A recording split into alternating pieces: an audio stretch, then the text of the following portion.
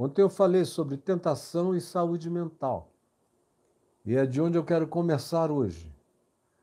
E por quê?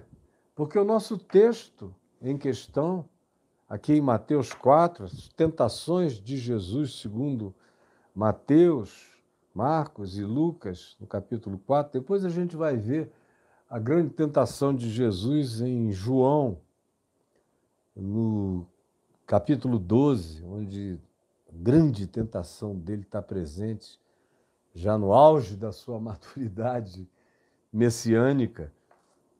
Mas a gente é introduzido ao dilema humano do homem Jesus,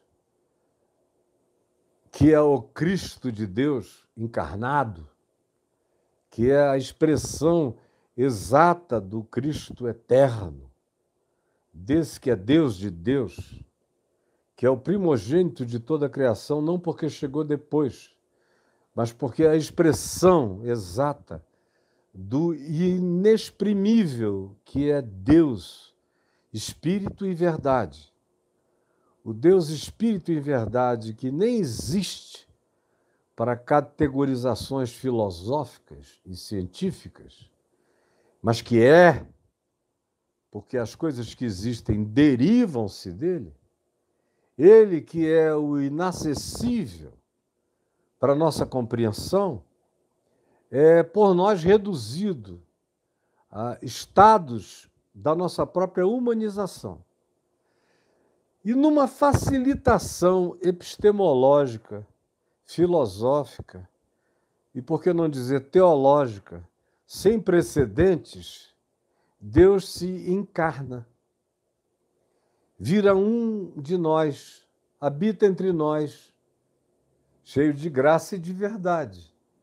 Mas também tem fome, tem desejos, tem vontades pessoais, tem confortos e desconfortos, tem reações que precisam ser controladas, ou tem alguns sentimentos que precisam ser colocados sob a soberania da sua consciência maior, espírito e verdade, a sua submissão ao Pai. Mas a gente olha de fora, aí fica dizendo que aquela angústia equivalentemente à nossa, é que Jesus sofreu as coisas que nós sofremos do jeito que nós sofremos.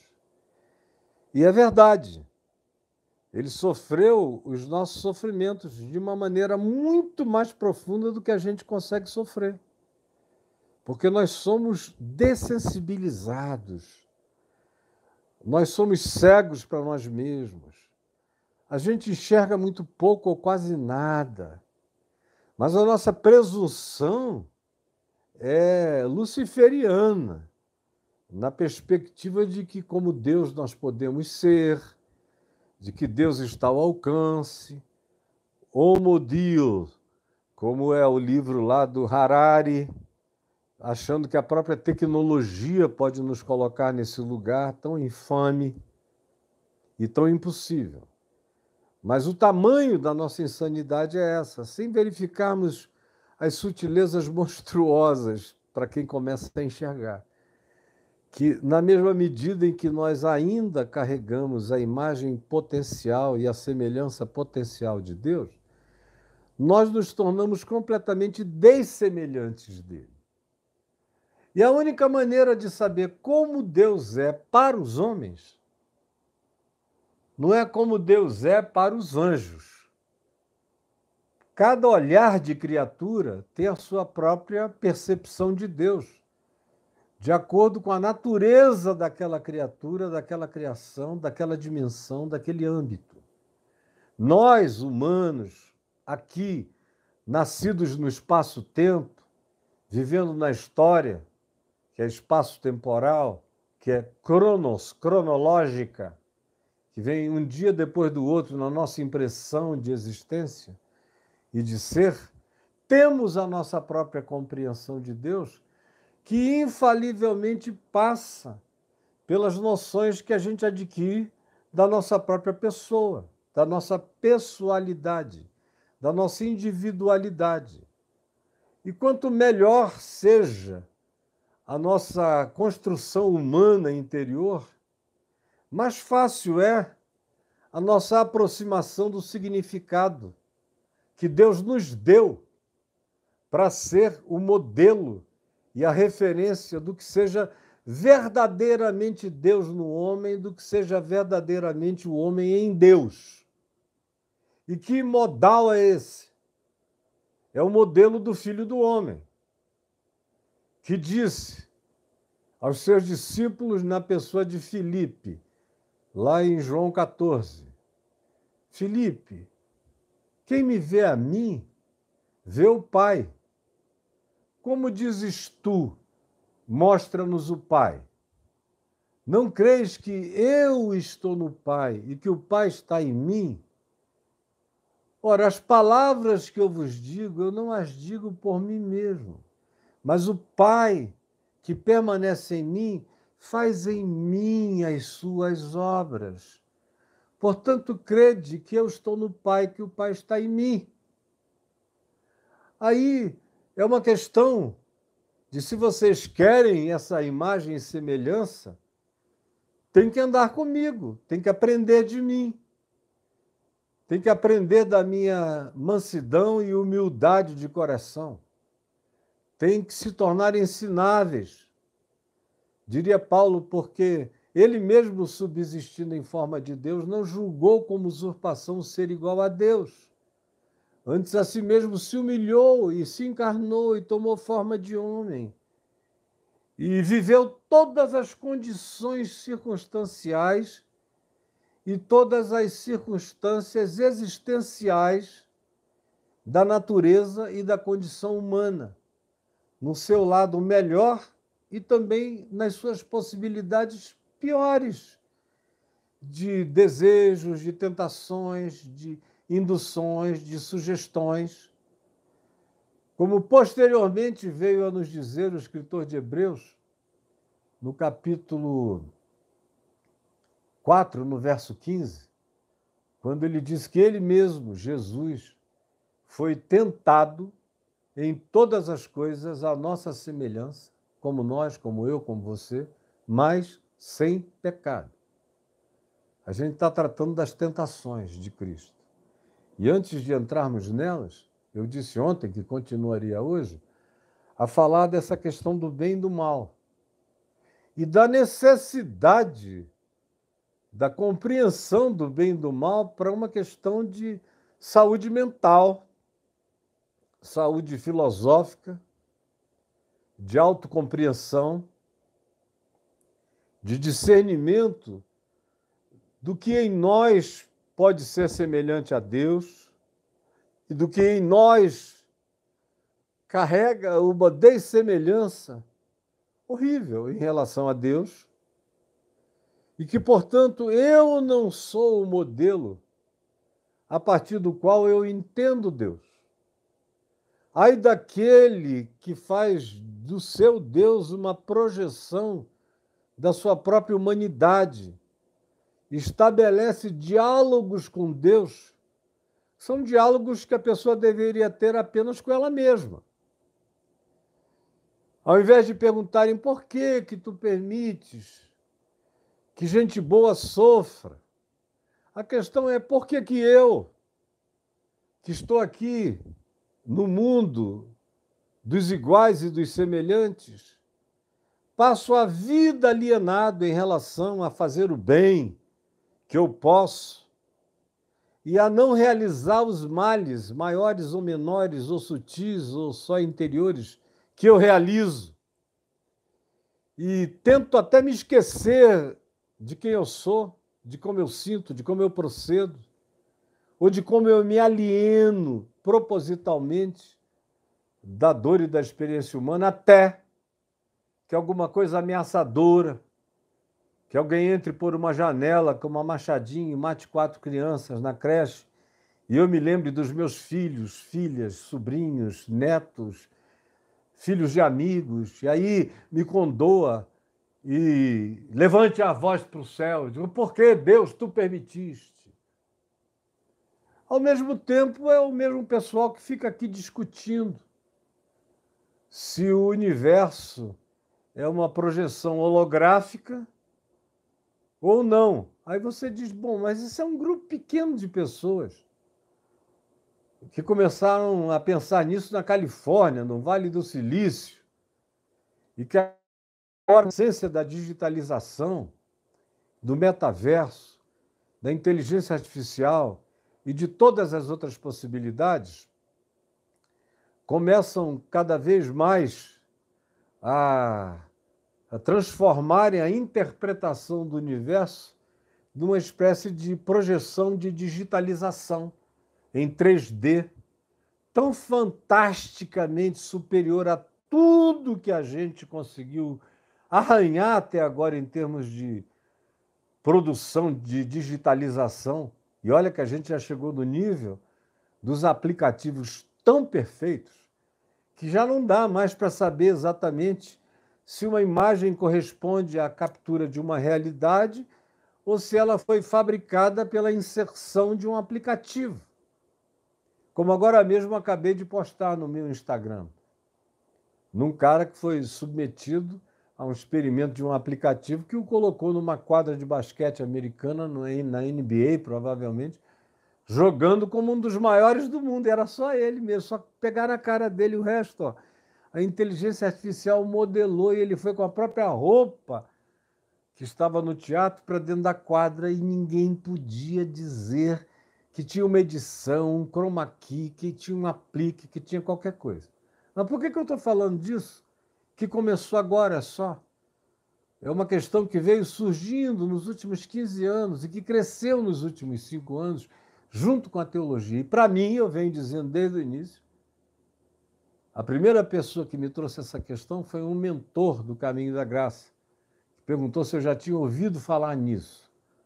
Há uns 8 anos atrás, eu falei, sim, eu venho estudando esse fenômeno californiano do Vale do Silício.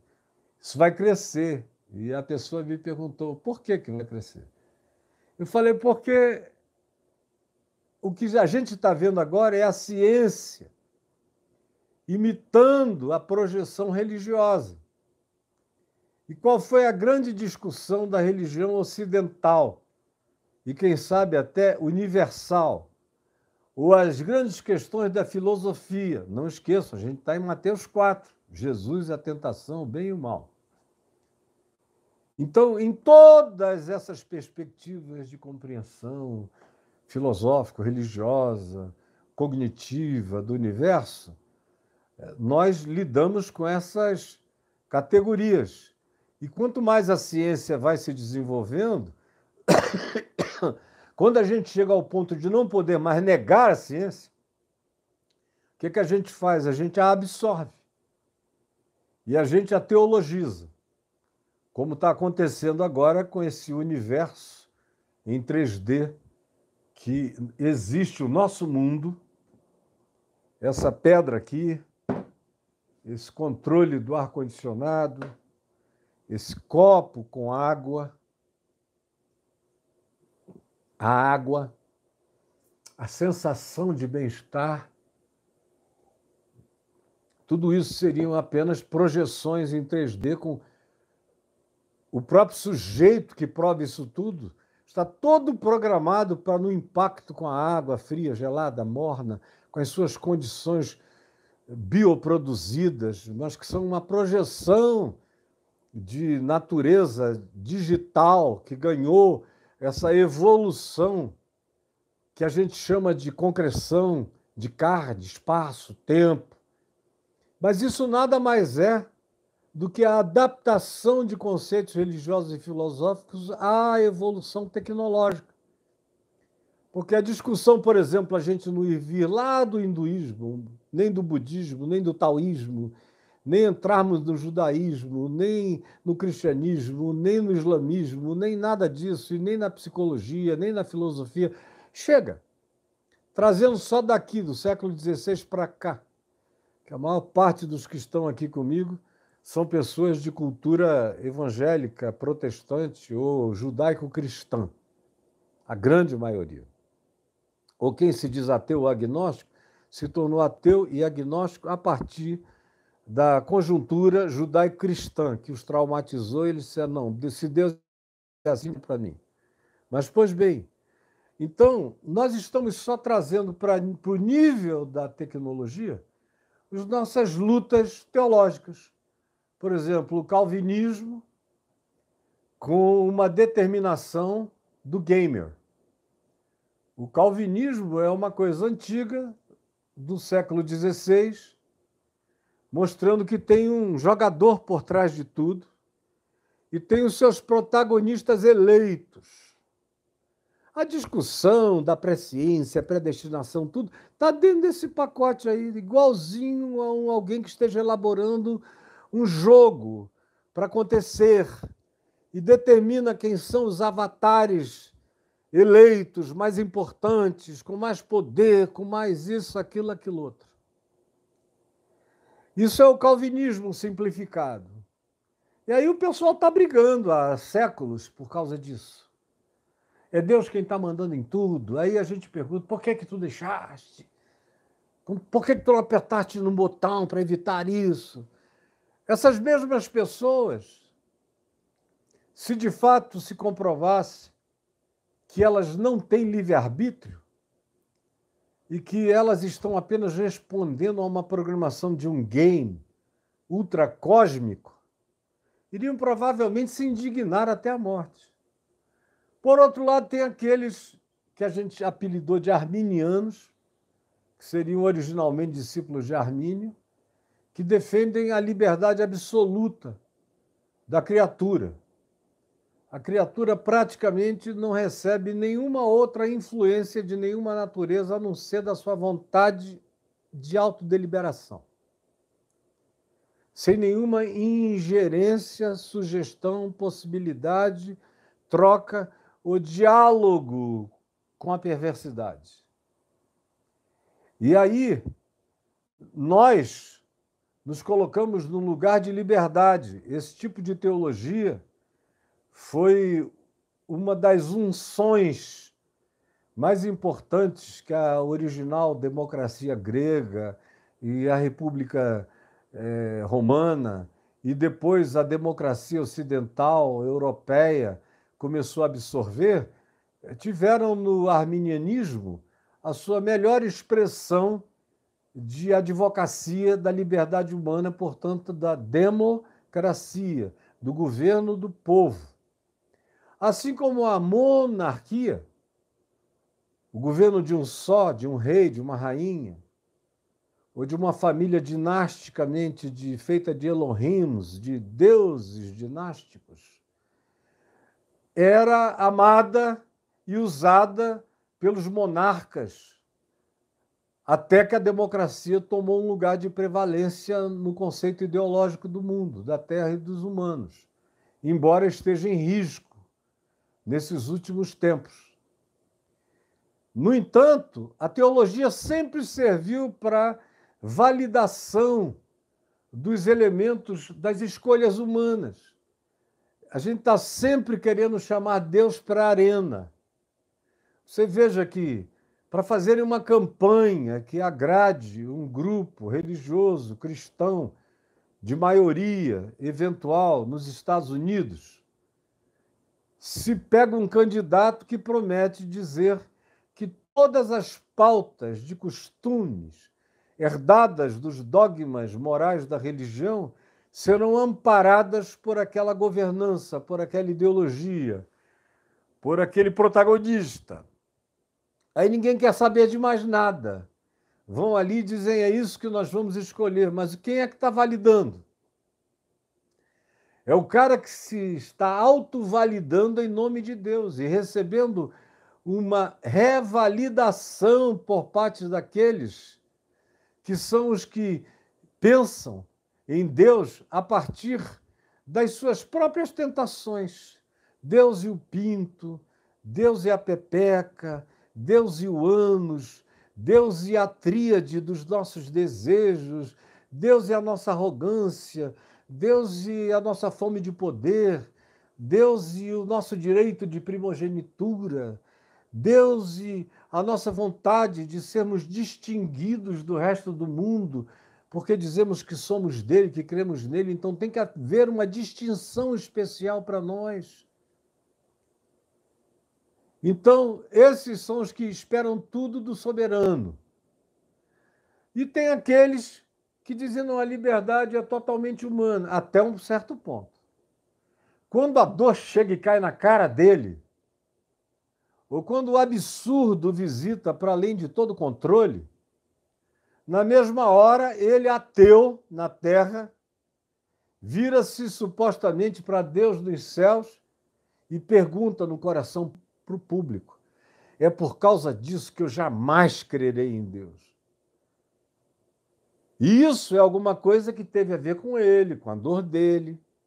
Ele não sente a mesma coisa quando as árvores são cortadas, quando os rios são poluídos, quando as águas vivas são coaguladas pela morte do nosso capricho, quando os mares são envenenados e os peixes morrem de tanta ingestão plástica, e todas as águas da terra são envenenadas numa velocidade brutal.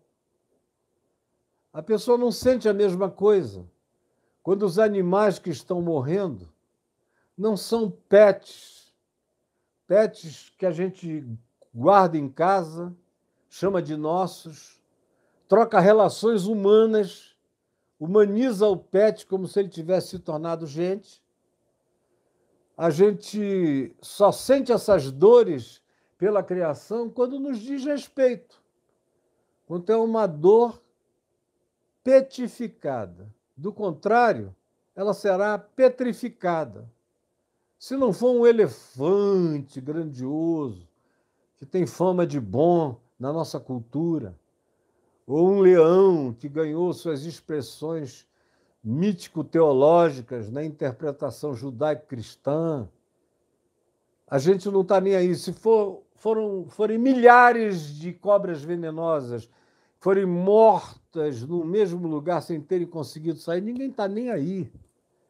Porque a gente lida com as nossas próprias projeções. E a cobra, num ocidente judaico-cristão, é símbolo de Satanás, de tentação. É mais uma projeção, só isso. O porco. Coitado do porco. Tem uma das carnes medicamente mais recomendáveis se for para comer carne.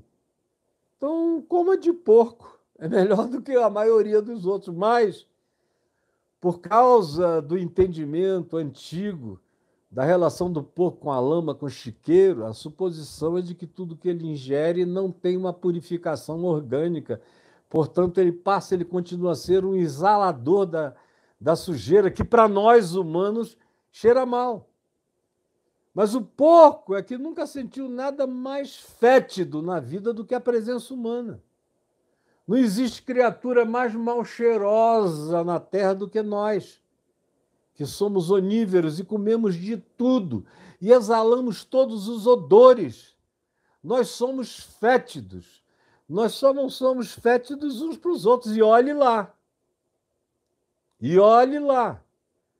Porque tem gente que você, às vezes, quase que sente vontade de dizer: por favor, mantenha 1,5 metro de distância, porque a tua ofensividade olfativa aos meus sentidos é tão grande que ficar perto de você me deixa num estado de mal-estar orgânico e interpretação neural negativa o tempo todo sobre o odor que me penetra, falando assim uma linguagem não tão abusiva. Mas nós somos horríveis, é que a gente sofre de saturação olfativa. Senão ninguém beijava ninguém, ninguém chupava ninguém, ninguém dormia com ninguém, ninguém nada. Se a gente sentisse o que os animais sentem a nosso respeito, a gente não teria mesmo a intimidade com a gente. E eles, os que conseguem ficar domésticos, são aqueles que conseguiram saltar também essa impregnação olfativa que esbofeteia eles, mostrando o tempo todo a diferença entre nós e eles. a distinção e como nós, nesse processo da cadeia alimentar, somos os demônios do processo natural. Mas ninguém sente isso, porque a gente só sente o que nos concerne. Então, liberdade é boa quando está dando tudo certo, em nosso favor e conforme os nossos desejos, caprichos, está tudo bem. Quando nós somos golpeados pelo absurdo, aí o desejo de liberdade já transfere para Deus uma necessidade de soberania interferente. Por que, ó Deus, tu permites, tu consentes? Por que gente boa sofre? Sofrimento deveria ser só para o cara mau. O homem santo não deveria ser tentado. Tentação deveria ser só para aquele que já tem a inclinação ruim. Uma dificuldade enorme de aceitar que todos igualmente pecaram e todos igualmente carecem da glória de Deus. A gente faz distinção entre nós e os outros. A gente dá um jeito de provocar desnivelações, na maior parte das vezes, que nos considerem num processo e nos coloquem num processo de maior ascendência. E a religião é a escada mestre para esse supremacismo diferenciador. E a gente vive no meio disso, nesse universo de projeção holográfica em 3D já há muito tempo, bem antes do Vale do Silício. Quando a gente começou a pensar teologicamente e filosoficamente nas questões do bem e do mal, da natureza humana, muitos milênios atrás, foi a partir desse modal da nossa própria mente e das nossas próprias interpretações. Voltando então ao Vale do Silício, quando a pessoa me perguntou, um querido do Caminho da Graça, essa pergunta há uns 8 anos atrás, na porta de um hotel, onde ele tinha ido me deixar, eu respondi assim. Agora, a minha conclusão é de que isso não é nada novo.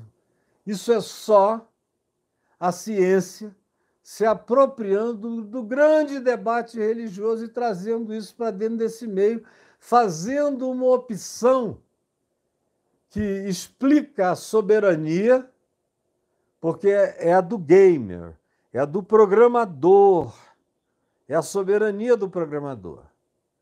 E a liberdade do jogador, que se identifica mais com um avatar e com outro, e às vezes nesses games a gente vê o indivíduo escolhendo o mal como representação avatariana da projeção do seu ser. Outros querendo escolher o melhor que seja, na perspectiva de tentarem evitar o mal, mas também não pode morrer, não pode, por causa de alguma inconsequência, ter o game over contra ele, mas continua tudo no âmbito da mesma teologiazinha do século XVI e séculos anteriores e milênios anteriores. Não muda nada, é a mesma questãozinha. Então, voltemos e entremos diretamente no nosso texto. Mateus 4, a seguir, depois de ser batizado por João Batista e de ter o testemunho do Espírito Santo sobre ele e a voz de Deus que se fez ouvir, este é meu Filho amado, em quem eu tenho todo o meu prazer, foi Jesus levado pelo Espírito Santo, pelo Espírito de Deus, para ser tentado pelo diabo no deserto. Olha que choque, e que a maioria absoluta não entende. Deus levando o seu Filho amado, em quem ele tem todo o seu prazer, já acaba com essa questão de por que o ser humano bom sofre. Passa a ser uma questão de um idiota. Se eu digo que Jesus é quem Jesus é, segundo Jesus se apresentou, e segundo aqueles que andando com ele não titubearam em dizer que ele era exatamente quem ele dizia ser, e ele era exatamente para além do que se podia compreender, e que ele era Deus conosco, apesar disso tudo, apesar de fazermos essa confissão com a boca, muitas vezes, mas a internalização dessa consciência que traga isso tudo para as nossas práticas e interpretações aplicadas a toda a vida e a nós mesmos, mesmo quando está doendo e quando tudo é absurdo.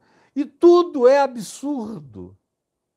É só você pensar com mais profundidade que até o bem que te acomete é absurdo também. Que a gente, nessas circunstâncias, de qualquer incômodozinho, começa a perguntar por quê. Ah, Senhor, se tu me amas, por que que tu me trouxeste para o deserto? Se tu me amas, por que que tu deste acesso ao diabo para vir de maneira tão franca, tão explícita, tão tentadora na minha direção para me perturbar? E pior, tu não só deste permissão, mas mais do que isso, teu Espírito Santo, o mesmo que desceu sobre mim na forma corpórea de uma pomba, para o testemunho ante a visibilidade humana, a começar da de João Batista, que testemunhou, e os outros que viram também e ouviram a voz, João particularmente, porque que apesar de toda essa validação, tu relativizas essa validação, essa certeza, essa afirmação, colocando-me logo depois de toda essa validação num lugar de relativização total, de tentação, de dúvida, de conflito, tendo eu sido trazido para este lugar que eu não pensei nele,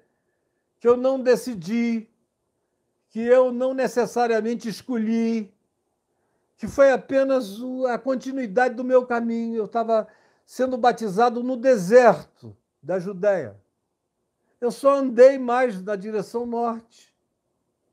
E cheguei aqui, nessa planície do Jordão, nessas montanhas, nesses vales, nesses quênias de solidão absoluta, nesses lugares de sonhos fantasmagóricos, como você encontra até o dia de hoje lá, especialmente se quiser passar uma noite num desses lugares, e você vê a condição erma daquela situação de solidão que já não pode mais ser repetida, porque se você olhar ao longe no horizonte, você vê luzes de cidades para todos os lados, dependendo do ângulo para o qual você olhe, você enxerga, por exemplo, a Jordânia, as luzes da Jordânia no alto das montanhas. Não vai ver as luzes de Jerusalém, porque o lugar está muito mais abaixo, do ponto de vista topográfico, onde a tentação aconteceu. Mas é para esse lugar que Jesus é levado, que esse homem de bom, de Deus, que até os nossos queridos ateus dizem que é para ser respeitado porque não houve nenhum ser humano como ele. A gente viu agora, alguns 2 anos atrás, o Leandro Carnal falando uma fala bonita sobre a discrepância entre o cristianismo e Jesus de Nazaré, que é uma coisa óbvia, ainda mais para um historiador. Uma coisa não tem nada a ver com outra, eles são totalmente antagônicos e dessemelhantes. Ele, com base em quem Jesus é descrito no Evangelho, disse: olha, o que vocês estão escolhendo, o armamento, o ódio, isso, aquilo, é totalmente contrário ao Espírito de Cristo. Até ele, como um cara que não olha para Jesus como Deus, mas olha para Jesus como um ser humano histórico, e diz: nunca houve na história nada igual. Então, se vocês são discípulos do homem Jesus, saibam que vocês são discípulos de um sarrafo superior a tudo que a história humana já conheceu. E que é ele que deve ser a inspiração de vocês, sendo Deus ou não sendo Deus. De acordo com a confissão de vocês, é nessa direção que vocês deviam estar andando. Qualquer um consegue admitir isso. Qualquer um. Com juízo, com o mínimo discernimento, sabe disso. Não pode negar isso. Só se for um insano idiotado, aí você não leva nem a sério qualquer coisa que ele diga ou ela diga. Mas está aqui, essa é uma questão que parece que não nos deixa nunca, nunca. E que ninguém evolui. Eu, pelo menos, raramente encontrei pessoas que tenham evoluído no nível de entender a genuína filosofia de Deus em Jesus. A verdadeira filosofia de Deus em Jesus. Como em Jesus Deus me ensina a interpretar o bem, o mal, as ambiguidades, as ambivalências, as dessincronicidades que existem concomitantemente no mesmo escopo de existência. Ou seja, traduzindo isso para uma linguagem simplíssima, que é do Evangelho, como é que Deus, como é que o Espírito Santo pega o Filho de Deus, sobre quem tinha havido essa afirmação: tu és o meu filho amado, o xodó eterno do meu ser, em quem eu tenho todo o meu prazer. E aparentemente, de modo antagônico ao prazer divino, o leva até o diabo para ser tentado, num lugar de exacerbação maior ainda da tentação, que é, como eu disse ontem, um lugar onde não há distração para a tentação, no espaço desértico, não só geográfico, mas mental, psicológico e existencial, nessa solitude de individuação, é onde a tentação tem o seu maior espaço de alargamento e de aprofundamento, porque eu não tenho a distração sequer que me salve da intensidade dessa provocação. E aí ninguém entende como é que coisas boas acontecem a gente ruim. Aí o cara define coisa boa como tendo comida em excesso, dinheiro em excesso, melhor carro, melhores viagens, melhor tudo, de acordo com o padrão humano mundano de uma pobreza, de um pauperismo de significado absoluto.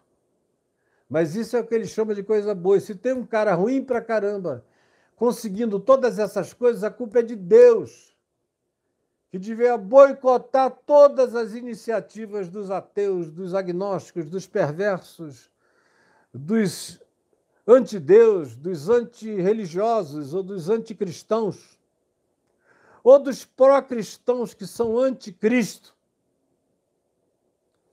Por que que ele não impede? Porque esse cara ganha, ou essa menina. E a outra pergunta, que é aquela de sempre: por quê? Que coisas ruins acontecem a coisas boas? Que é um negócio que tinha que ter ficado no jardim da infância da nossa compreensão da existência. Pelo menos em Jesus não existe esse titubeio, em momento algum.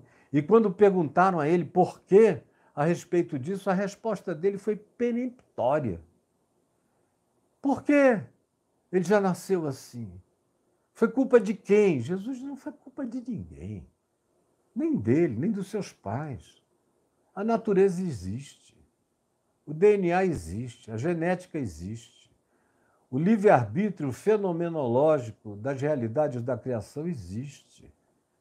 E vocês introduziram os cardos e os abrolhos. Vocês introduziram os espinhos no jardim. Vocês introduziram.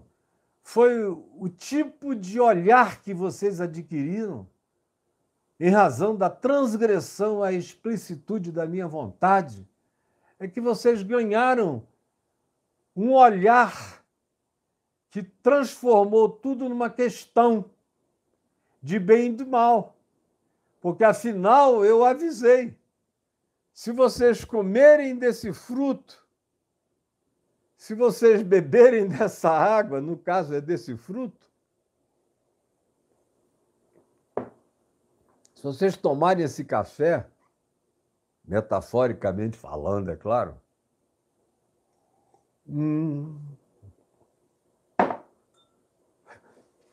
Um outro olhar vai tomar conta de vocês.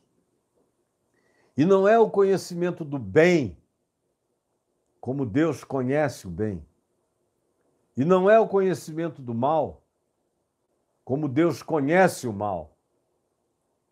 É o conhecimento do bem que vocês deveriam fazer e não fazem, ou suspeitam que exista, mas não querem aprofundar o pensamento para não serem perturbados com as conclusões do bem, na necessidade de que o pratiquem. Nem tampouco é esse conhecimento do mal que vocês adquiriram. Sabem que o mal é mal. Todo mundo sabe que o mal é mal. Alguns numa perspectiva mais profunda, outros mais rasa, mas não tem ninguém que não saiba que o mal é mal, até o psicopata. É por isso que ele faz o mal oculto. Ele não vai, faz o mal e se entrega como o cara de ontem, que aí é um nível de psicopatia, de honestidade incompatível com os psicopatas naturais. Na maioria das vezes, o psicopata, na maioria absoluta, em 99% das vezes, ele faz o mal escondido. Foge ou bota uma máscara na cara. Mesmo que ele seja um Ted Bundy, que mate 30 e tantas meninas, ou como alguns outros que já mataram 100, 200, 300, esconderam, comeram a carne, fizeram qualquer coisa, mas é tudo escondido. É num basement, é num porão. E é longe dos olhos. Eles querem divulgação, mas não querem ser achados. Mas saber o que é o mal? Até o sociopata, o psicopata sabe. De fugirem e se esconderem. Ou não havendo saída, dão um tiro na cara, para não serem apanhados e passarem um tempão no corredor da morte, em alguns lugares onde tem pena de morte, ou em prisão perpétua, sendo enrabados pelos mais fortes na cadeia até a morte. Mas todo mundo sabe. Só não sabe para si, porque não quer saber, mas especialmente para os outros, o nosso olhar de projeção adâmica, caído, o olhar carregado de interpretação dos espinhos e abrolhos está aqui dentro de mim, como Paulo diz em Romanos 7. Pois o querer o bem, Paulo fala dele, que era um cara raro. Pois o querer o bem está em mim, não, porém, o realizá-lo. Por outro lado, ele diz que o mal que ele não quer fazer, esse mesmo ele faz, porque o mal o habita.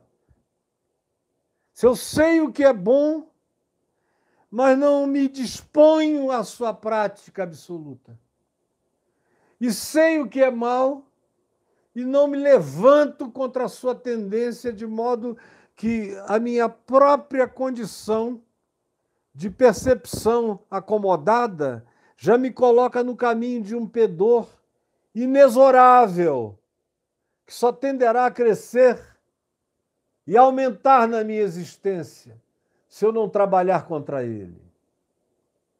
Aí estamos aqui diante do Evangelho de Mateus, no capítulo 4, no verso 1, dizendo: olha, aquele a quem Deus ama, em quem Deus põe todo o seu prazer, o próprio Espírito Santo, para a sua saúde mental, para a sua saúde humana, para a sua saúde messiânica, para a sua saúde divina, encarnado no absurdo da finitude humana, precisa atravessar o deserto das tentações para não surtar, para não ser um Deus indiferente, para não ser um Deus distante, para não ser um Deus supremacista. Porque, sendo Deus, não julgou como usurpação o ser igual a Deus. Antes, a si mesmo se humilhou, aceitou a condição humana. Por isso ele vai e é batizado por João Batista, que não quer batizá-lo. Não, eu é que preciso ser batizado por ti. E o que é que Jesus diz? Não, deixa por enquanto, para que se cumpra toda a justiça, toda a realidade, toda a verdade. Eu tenho que atravessar toda a condição humana e ser fiel até a morte, morte de cruz. Como ele mesmo viria dizer aos discípulos, depois da sua ressurreição, quando eles estavam em estupefação. Ele diz àqueles dois no caminho de Emaús, porventura não convinha que o Cristo padecesse e entrasse na sua glória, mas tem que atravessar o padecimento. É toda a teologia de Paulo viaja por dentro desse pressuposto.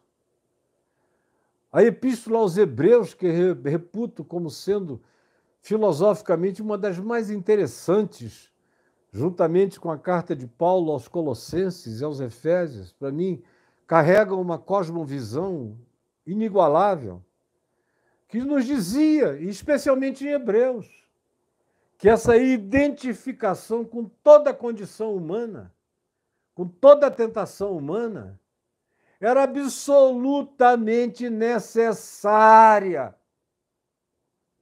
para que ele experimentasse a exaltação que está acima de todo nome, quer na terra, quer nos céus ou em qualquer outra dimensão.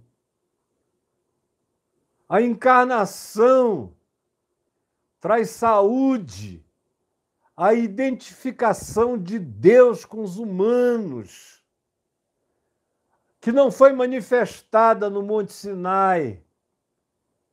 O Monte Sinai era só o que nós não devemos fazer uns contra os outros. E em relação aos mandamentos, os 3 primeiros que tinham a ver com Deus, os 4 primeiros, não é uma preocupação de Deus com Deus, é uma preocupação de Deus conosco. Porque quem adora ídolos fica do tamanho daquilo que adora. Quem toma o nome de Deus em vão adoece toda a interpretação cognitiva. Verdade e mentira se fundem. E a percepção objetiva, como a gente vê hoje acontecendo na Terra, nesse chamado mundo pós-verdade, se estabelece totalmente dentro da gente. E a gente se solidariza com a dor, com a agonia. E a única maneira real de Deus encarnado do homem encontrar a solidariedade absoluta com o homem é vestindo-se de maneira total da condição humana. Total. Jesus não é parte homem, parte Deus. É absolutamente Deus e absolutamente homem. De modo que em Cristo Jesus eu aprendo como Deus é. Parênteses, como Jesus disse, Filipe, quem me vê a mim, vê o Pai. Fecha parênteses. Eu aprendo como Deus é. E aprendo como o homem deve ser. Não fostes vós que me escolhestes a mim, eu vos escolhi, vos designei para que vades e deis fruto, e o vosso fruto permaneça. E andem com quebrantamento. Vigiem para que aquele que pensa estar em pé, cuide para que não caia. É um trabalho de construção todo dia. Por isso, o caminhar com Deus, por mais cheio de convicção que eu seja e sou, de que eu sou um filho amado em quem ele tem prazer, eu sinto a alegria dele em mim.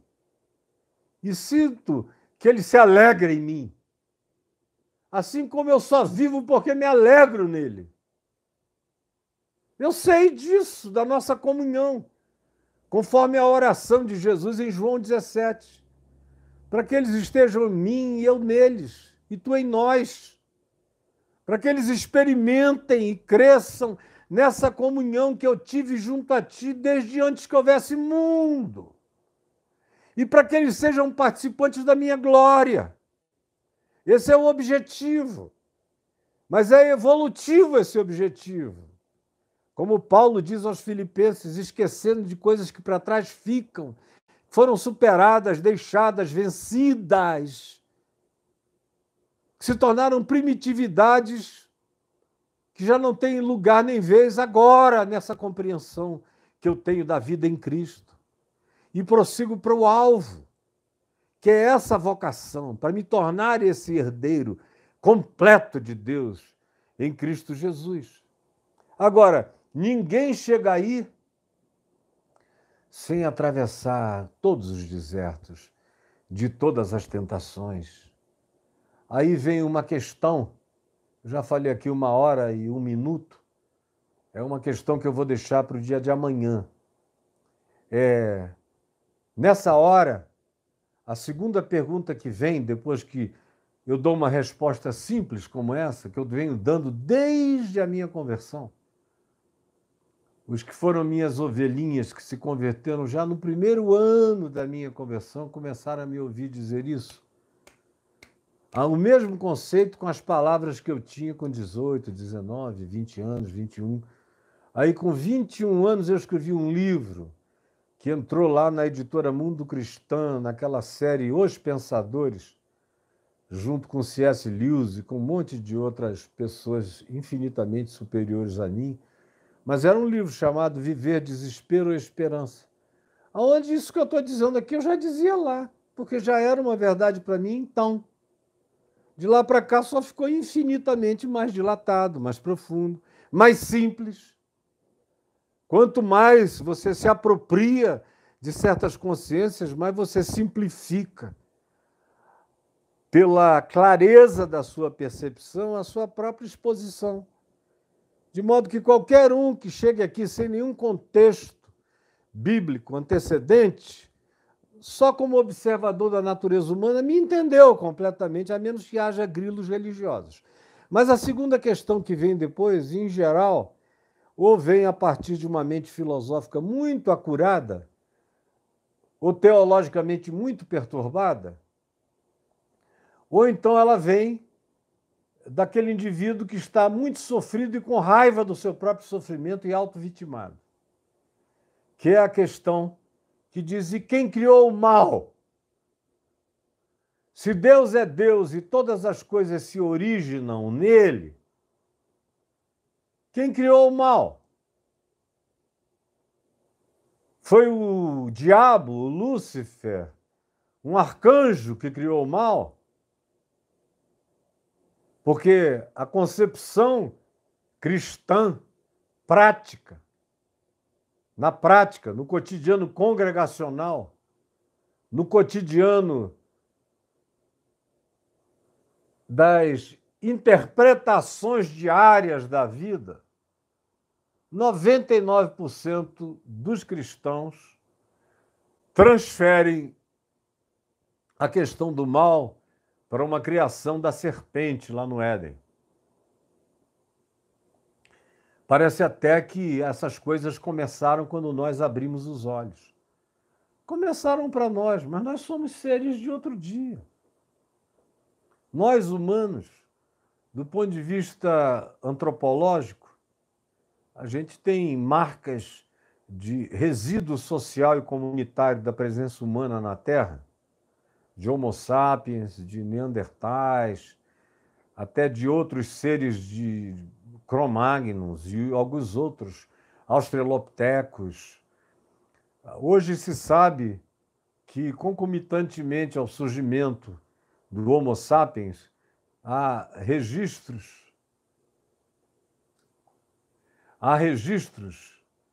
de natureza antropológica e arqueológica de organização civilizatória muito anterior àquilo que a gente achou até agora no Homo sapiens. E eram figuras humanoides, inteligentes, que não deram provavelmente o salto que veio pelo sopro de Deus, criando essa visão acurada de si mesmo, eu, ela, nós, Deus. Mas a organização social já estava ali. Mas isso só tem 200 mil anos, esses achados. A Terra existe há 4 bilhões e meio de anos. A presença orgânica desenvolta, animal, tanto no mar, vinda dos extremófilos, até a nossa consciência humana de Homo sapiens sapiens, que não só sabe, mas sabe também de si, a viagem dos extremófilos, surgindo nos caldos mais quentes, até a chegada dos mamíferos com condições humanoides, passaram alguns bilhões de anos. Bilhões. De modo que a gente chegou outro dia. A gente está aqui vivendo alguns segundos de existência na história da Terra e já fizemos esse mal todo. Já criamos toda essa loucura. Já arrombamos a porta do querubim. Já entramos numa de que nós teremos acesso pela via tecnológica à árvore da vida e nos tornaremos proprietários da vida eterna por conta da nossa capacidade de fazer download dos nossos cérebros, upgrades dele e transportá-los para um corpo biosintético e eles continuarem a existir depois da nossa morte orgânica, biológica, imediata e natural. Burros, sem saber da distinção horrorosa que há entre imortalidade de um lado e vida eterna do outro. Os seres mais imortais deste mundo foram os que menos possuíram vida eterna e que morreram vampirescamente tentando se matar sem conseguir. Uma das piores punições para o ser humano que consegue uma longevidade para além de toda conta é que ele vai ter desejo ardente de morrer depois de um tempo e não vai conseguir. Não vai conseguir se desligar. De modo que, para a condição relativa da natureza humana e até do cérebro humano e até do cansaço cognitivo humano, a morte é uma libertação porque nos projeta para uma outra dimensão, onde existir não é mais lágrima, nem peso, nem choro, nem cansaço, nem nada. É por isso que Paulo diz, e Jesus brincou com a morte. Onde está a morte, a tua vitória? A morte para ele passou de batida. E Paulo diz, a morte e a vida são a mesma coisa. A morte é só uma porta dimensional. Porque para mim o viver é Cristo, o morrer é lucro. Então morte, que morte? Morte é para quem ainda anda morto, como Jesus disse, deixa os mortos sepultarem os seus próprios mortos. Mas quem entendeu o que eu ensino, viva o reino de Deus. É outra realidade completamente distinta. Mas aí eu vou falar sobre ela amanhã.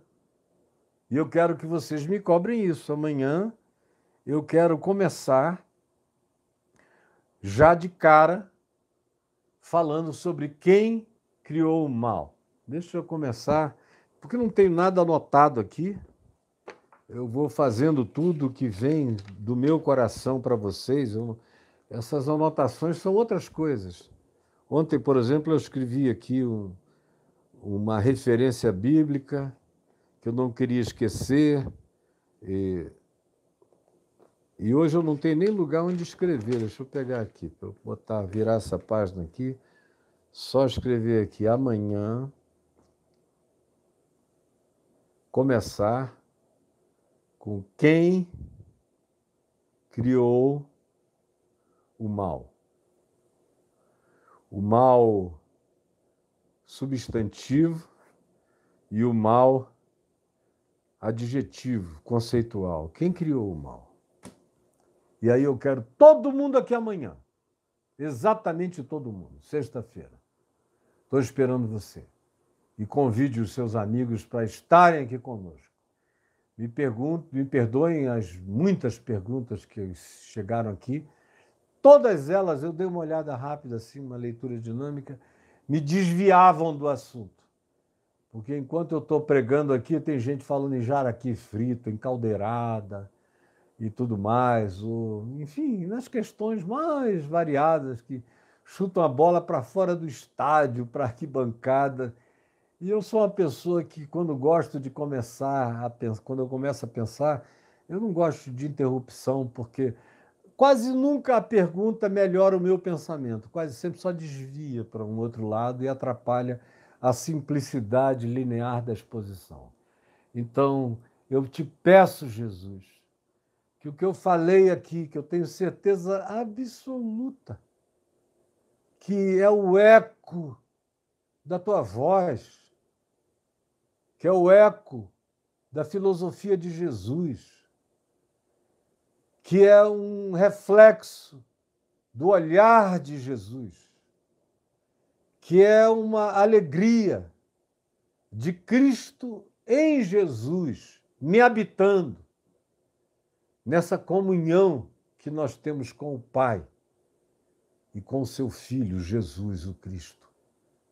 Que essa palavra chegue e tire o véu, faça um apocalipse, traga revelação, ajude muita gente a enxergar e prepara-nos para o dia de amanhã e permite que muitas outras pessoas que estão precisando e quem não está, ouçam, vejam essa palavra e a internalizem.